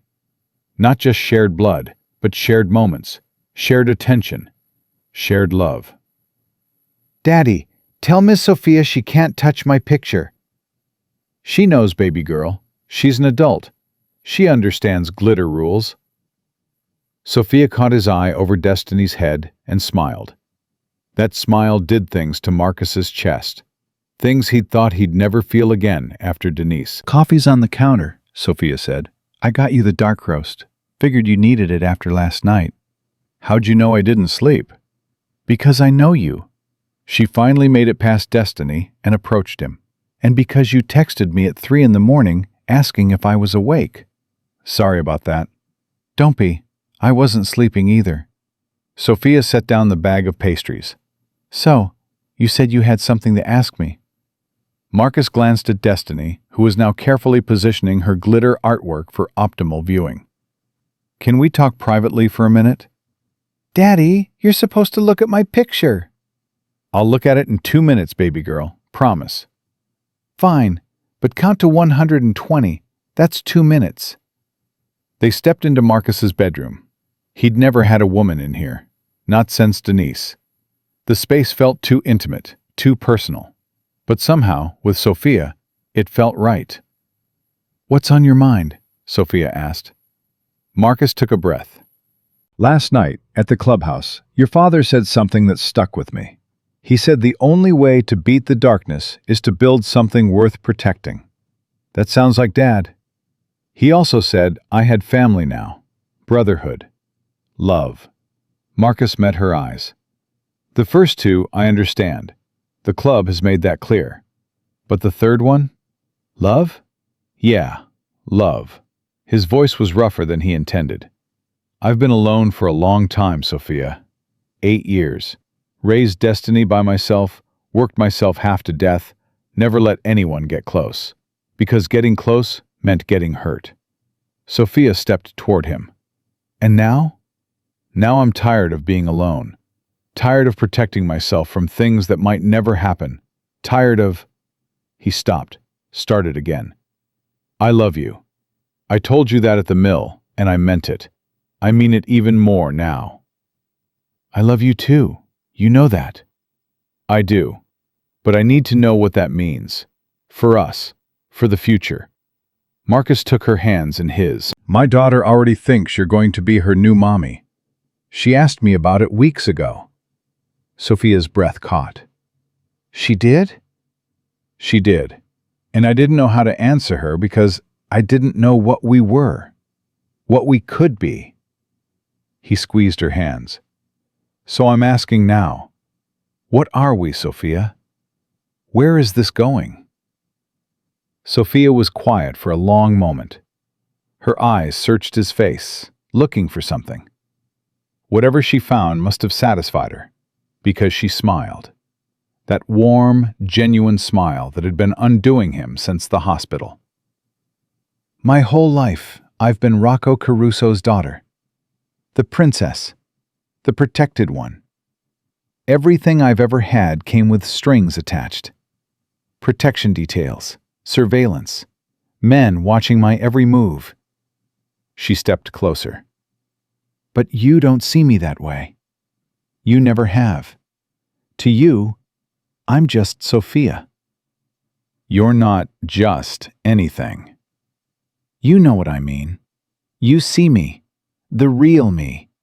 Not the VP's daughter, not the target, not the liability. Tears glistened in her eyes. Do you know how rare that is? Do you know how long I've waited for someone to look at me the way you do? How do I look at you? Like I'm worth knowing, worth loving, worth risking everything for. Sophia pressed her forehead against his. You walked into a building full of armed men for your daughter. But before that, you threw yourself on bullets for a stranger. That's who you are, Marcus. Someone who protects. Someone who sacrifices. Someone who loves with his whole heart. Is that a yes? It's a yes to everything. Whatever you're asking, moving forward, being together, building a future. Yes, 1,000 times yes. Marcus kissed her. It wasn't their first kiss, but it felt like it. Felt like the beginning of something new, something real, something that might actually last. Daddy, it's been 2 minutes! They broke apart, laughing. Duty calls, Sophia said. Always does. But Marcus was smiling. Ready to look at some glitter art? I've been ready my whole life. They walked out of the bedroom together, hand in hand, a family in the making. The weeks that followed were the happiest of Marcus's life. He threw himself into work at Tony's Automotive, learning everything he could about engines and transmissions, and the 1,000 small mysteries that made cars run. Tony promoted him twice, first to senior mechanic, then to assistant manager, and started talking about retirement, about maybe handing the shop over to someone who cared. You've got good instincts, Tony told him one afternoon, and you're not afraid to work. That's rare these days. I've been working my whole life. That's exactly what I mean. Some people work because they have to. You work because it matters to you. Tony clapped him on the shoulder. Keep it up.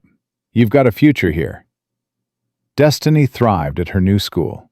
Her teachers sent home glowing reports. Excellent reader, natural leader, always helping the other kids. She made friends easily now, had sleepovers, got invited to birthday parties.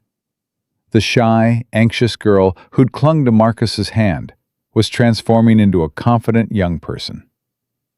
Daddy, can Emma come over on Saturday? Who's Emma? She's my best friend, Daddy. I told you about her like 1,000,000 times. Right, Emma. The one with the dog?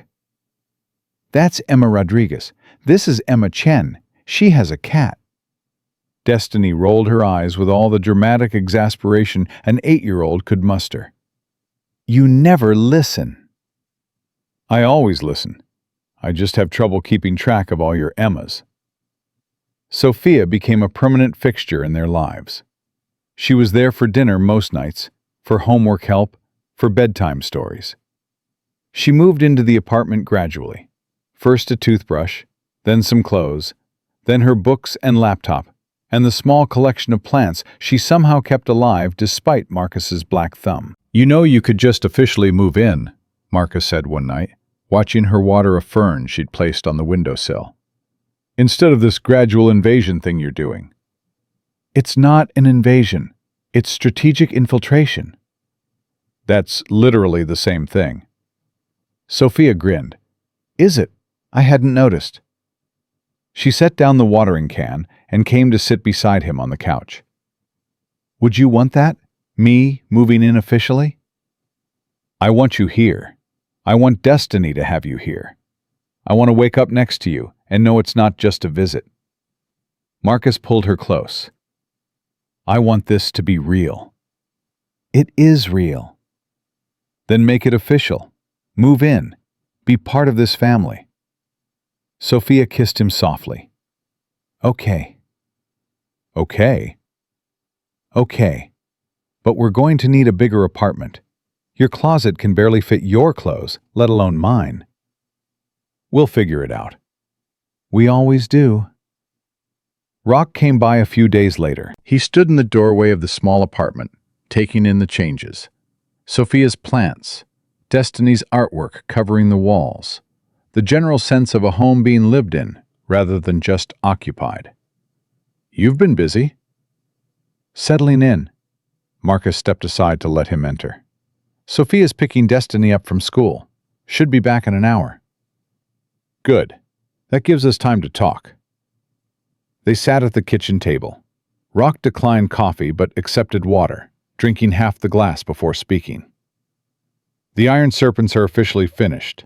FBI raids, arrests, seizures. What's left of them has scattered to the winds. Victor Moretti is looking at 25 to life on federal charges. Good. Better than good. It means the threat to your family is neutralized. Permanently. Rock set down his glass. You can relax now, Marcus. Live your life without looking over your shoulder. I'm not sure I know how to do that. You'll learn. It takes time. Rock studied him for a moment. I heard Sophia moved in. News travels fast. It's a small world, especially our world. But Rock was smiling. I'm glad. My daughter deserves happiness. She's had precious little of it in her life.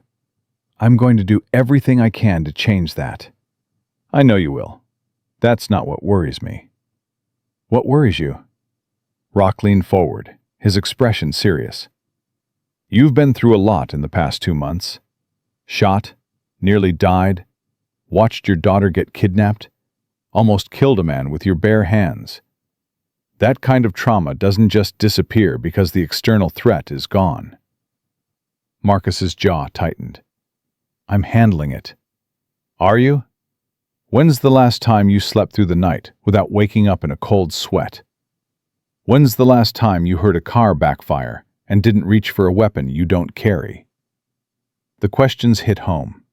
Marcus didn't answer. I'm not saying this to be cruel, Rock continued.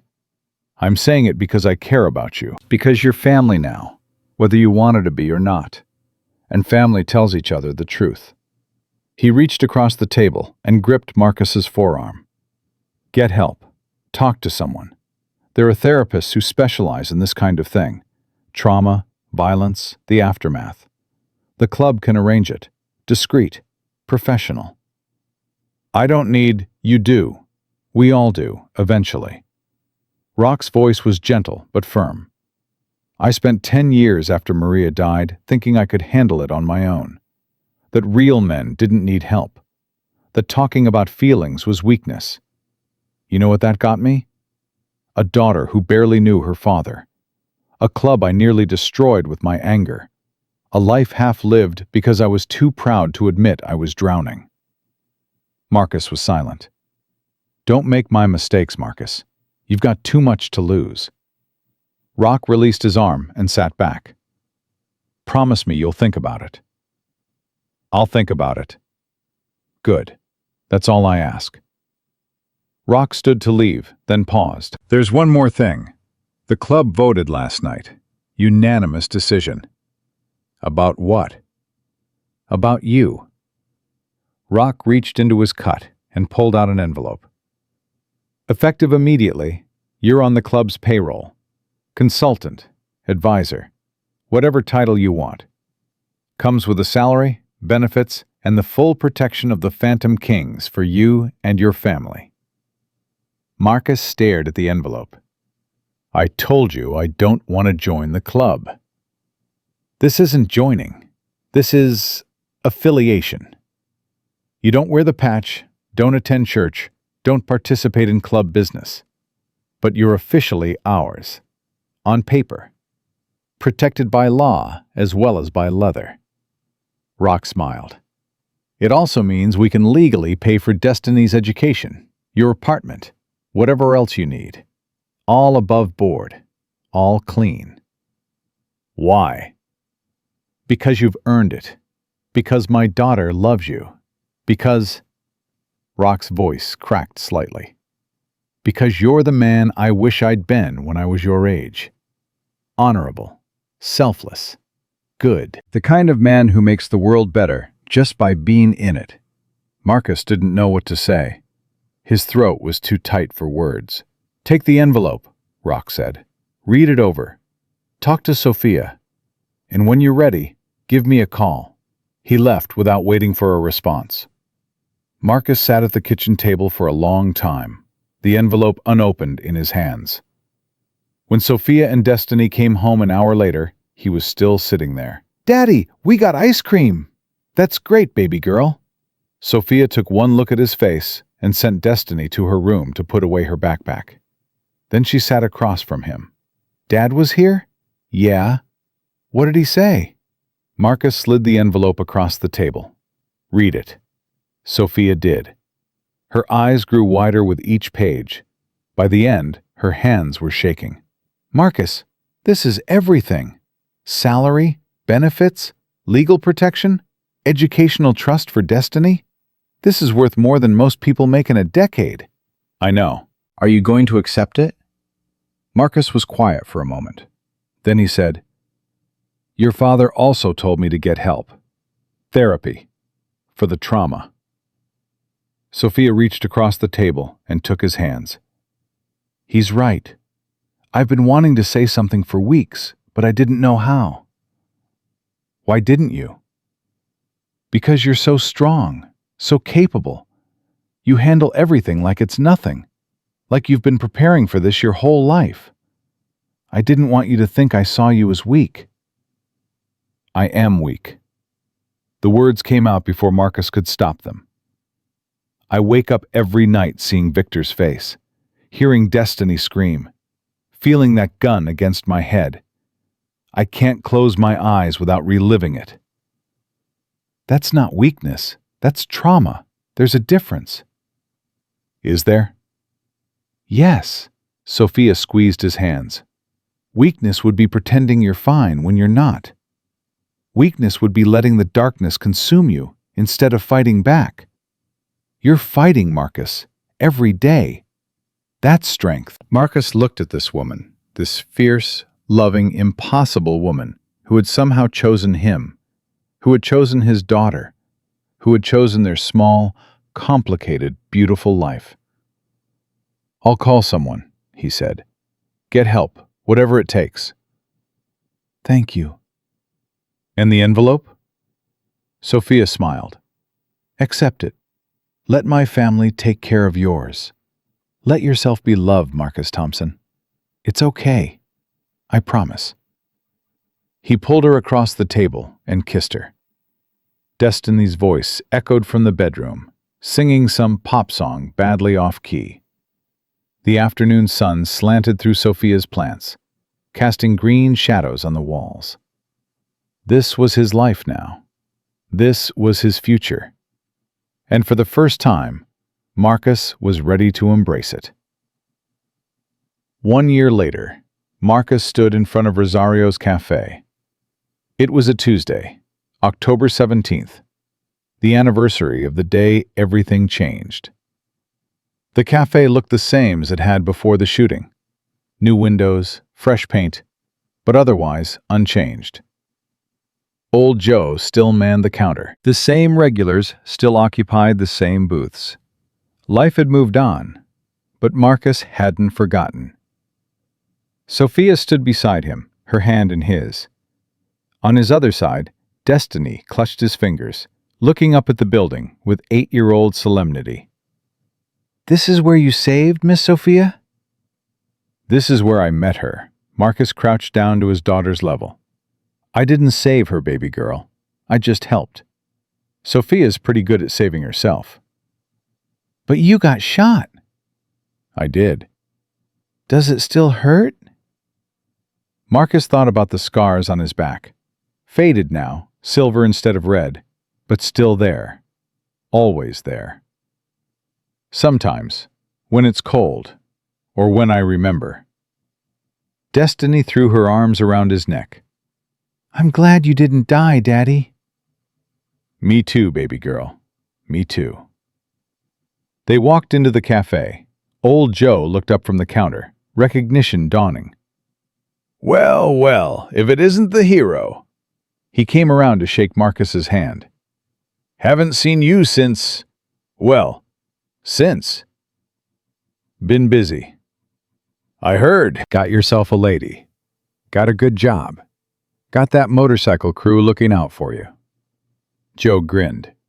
Living the dream, huh? Something like that. They took a booth, not the one where Sophia had been sitting that day, but close enough. Destiny ordered chicken fingers and fries. Sophia ordered the Cobb salad, same as she had a year ago. Marcus just ordered coffee. "You okay?" Sophia asked quietly. "Getting there." He looked around the cafe. Same cracked vinyl booths, same greasy smell, same everything. I used to come here to feel invisible. It was the one place I could exist without being noticed. And now? Now I don't want to be invisible anymore. Marcus met her eyes. I spent 34 years trying to disappear, trying to take up less space, trying not to need anyone or anything. And where did it get me? Alone, exhausted, one paycheck away from disaster. He reached across the table and took her hand. Then I walked into some bullets, and everything changed. His voice was rough. "I found you. Found your father. Found a family I didn't know I was missing. Found out that needing people isn't weakness. It's just being human." "You're getting philosophical in your old age." "I'm getting honest in my old age," Marcus smiled. "There's a difference." Destiny tugged on his sleeve. "Daddy, can we get ice cream after this?" "We just ordered lunch." "But ice cream is dessert. Dessert comes after lunch. That's the rules." "She's got you there," Sophia said. Marcus laughed. "Fine. Ice cream after. But you have to eat all your vegetables." "Chicken fingers don't have vegetables." "Then you have to eat all your chicken fingers." "Deal." They ate. They talked. They laughed at Destiny's endless stream of jokes and observations and 8-year-old wisdom. And when they were finished, they walked out into the October sunshine, a family in every way that mattered. Brick was waiting by the curb, leaning against his bike. "Wasn't sure you'd show." "I almost didn't." Marcus approached the big man. "But Sophia said it was important." "It is." Brick reached into his cut and pulled out a small box. "Rock wanted me to give you this. Said it was time." Marcus opened the box. Inside was a ring, simple silver band, engraved with the Phantom King's skull and crown. "It's not a patch," Brick explained. "It's a symbol. Shows you're blood-bound to the club. Family forever." He paused. "Rock had one made for Destiny, too, when she's old enough." Marcus looked at the ring, at the symbol that represented everything he'd once feared and now embraced. "Tell Rock thank you. Tell him yourself. He's expecting you at the clubhouse tonight. Big celebration. Anniversary of the day his daughter didn't die." Brick grinned. His words, not mine. "We'll be there." Brick nodded, mounted his bike, and roared away. Sophia slipped her arm through Marcus's. "You okay?" "Better than okay." He slid the ring onto his finger. It fit perfectly. "I'm home." That night, the clubhouse was packed. Brothers everywhere, plus their families. Kids running around the yard. Wives and girlfriends setting up food. Music playing from speakers someone had rigged up. The smell of barbecue and exhaust and leather. Marcus walked through the crowd with Sophia on one arm and Destiny holding his other hand. People nodded to him, shook his hand, clapped him on the back. "Good to see you, brother. Hell of a year, huh? Glad you made it." Rock found them near the food tables. He looked relaxed, happy, emotions Marcus had rarely seen on the VP's scarred face. "You came." "Wouldn't miss it." Rock crouched down to Destiny's level. "And how's my favorite artist?" "I made you a picture." Destiny held up a piece of paper covered in glitter and crayon. "It's you and Daddy and Miss Sophia and me and the big motorcycle, see?" Rock took the picture with surprising gentleness. "It's beautiful. I'm going to put it in my office." "Really? Really? Right next to the others?" Marcus watched the exchange, this dangerous, powerful man being soft with his daughter, and felt something shift in his chest. This was what family looked like. Real family. Not just shared blood, but shared love, shared protection, shared life. "Speech time," someone called out. "Rock, give us a speech." Rock stood up, sighing dramatically. These animals always want speeches. But he was smiling as he made his way to the makeshift stage in the yard. The crowd quieted. "1 year ago today," Rock began, "my daughter was almost killed. She was sitting in a cafe, minding her own business, when men with guns decided she needed to die. That should have been the end of her story." He paused. But it wasn't. Because a man I'd never met, a man with no connection to us, no obligation to us, no reason to care, saw what was happening and made a choice. He could have ducked, could have hidden, could have protected himself like any sane person would. Rock's eyes found Marcus in the crowd. Instead, he ran toward the bullets, covered my daughter with his body, took 3 rounds in the back so she wouldn't take one in the chest. His voice cracked.